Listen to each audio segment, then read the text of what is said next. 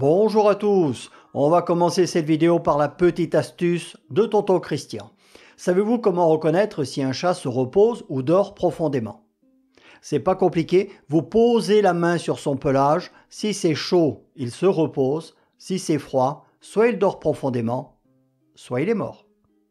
Samedi matin, l'un d'entre vous m'a dit que mon lien pour commander un booster chez GFEGO ne fonctionnait pas. Alors, ce qui ne fonctionne pas toujours, c'est le code de réduction VTG30. Mais en principe, Vertigo 30 fonctionne parfaitement bien. Moi, j'ai les retours de toutes les commandes qui sont passées avec mon code. Il y en a toutes les semaines, donc presque à chaque fois, ça doit marcher.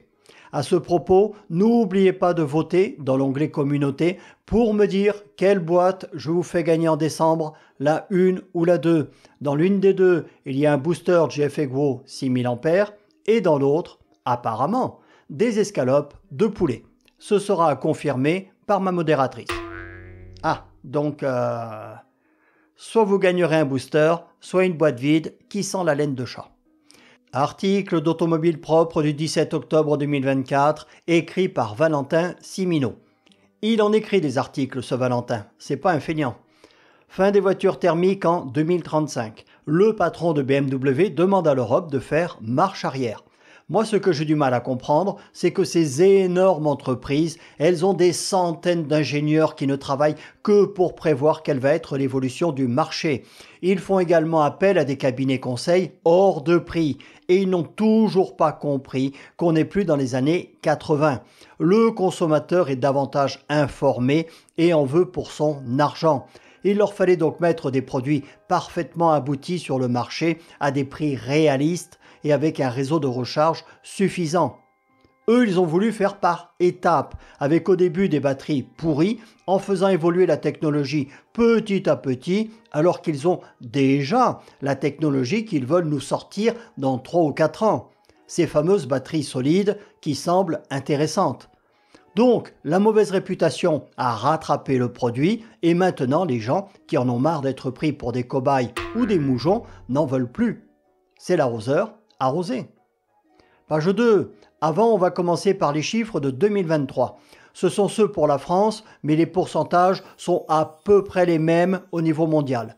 Ils ont vendu 57% de thermiques et 43% d'électrifiés.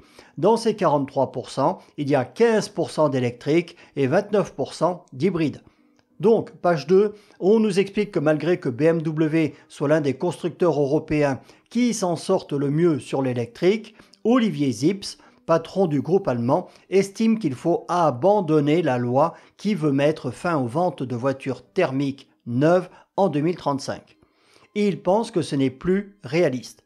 C'est ce que je vous disais tout à l'heure, les gars, ils attendent d'avoir le nez dans le caca pour se rendre compte que ça sent mauvais.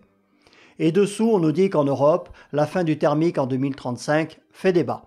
On nous rajoute que ce n'est pas la première fois que des voix s'élèvent pour dire que c'est une débilité, mais que cette fois-ci, c'est monté d'un cran avec notre ami Olivier qui, en marge du mondial 2025, a déclaré aux journalistes que la feuille de route de Bruxelles n'est plus réaliste et que l'Union européenne doit annuler son projet. Donald Trump, lui, ne va pas se gêner pour tout foutre à la poubelle et il ne va demander l'avis de personne. Même les chaînes YouTube, financées par le lobby pro-VE, commencent à retourner leur veste. Ils se disent que s'ils veulent continuer de faire des vues, ça y est, l'heure est arrivée d'arrêter de raconter n'importe quoi à leurs abonnés. Donc, en bas, on nous dit qu'Olivier demande à l'Europe d'annuler son projet car les ventes sont beaucoup plus faibles que prévu et les subventions insuffisantes. C'est amusant car pour demander de l'argent issu de nos impôts, bien sûr, ils sont forts. Mais ensuite, pour la redistribution des bénéfices, ça se fait en petits comités restreints, tu sais, uniquement avec les associés. Il rajoute qu'une correction de l'objectif pour 2035 permettrait également aux équipementiers européens d'être moins dépendants de la Chine pour les batteries.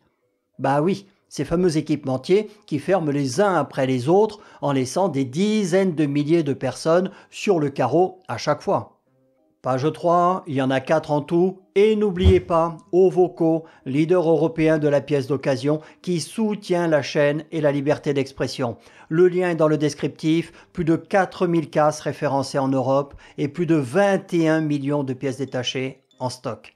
On nous dit qu'en Europe, les ventes de véhicules électriques ont chuté de 4% au cours des 9 premiers mois de l'année.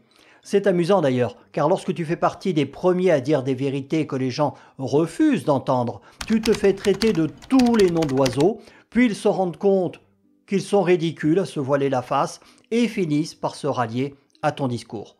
Donc, les ventes d'électriques ont chuté de 4% au cours des 9 premiers mois de l'année dans un marché automobile qui connaît un ralentissement général. Donc, double peine pour les électriques, elles ralentissent encore plus vite que les autres. Olivier est convaincu que si Bruxelles ne fait pas machine arrière, il va y avoir des victimes. Quel visionnaire! Il aurait gagné au moins 1 an dans ses analyses s'il avait regardé mes vidéos. C'est bête quand même, hein? Et on nous rajoute que remettre cette transition à plus tard n'est pas une bonne idée, cela ne ferait que mettre les constructeurs encore plus à la traîne. Alors là, je suis entièrement d'accord. Pourquoi les laisser agoniser? Un petit coup de calibre 12. Tu vois là, juste là, derrière la nuque. C'est radical. Salut à tous.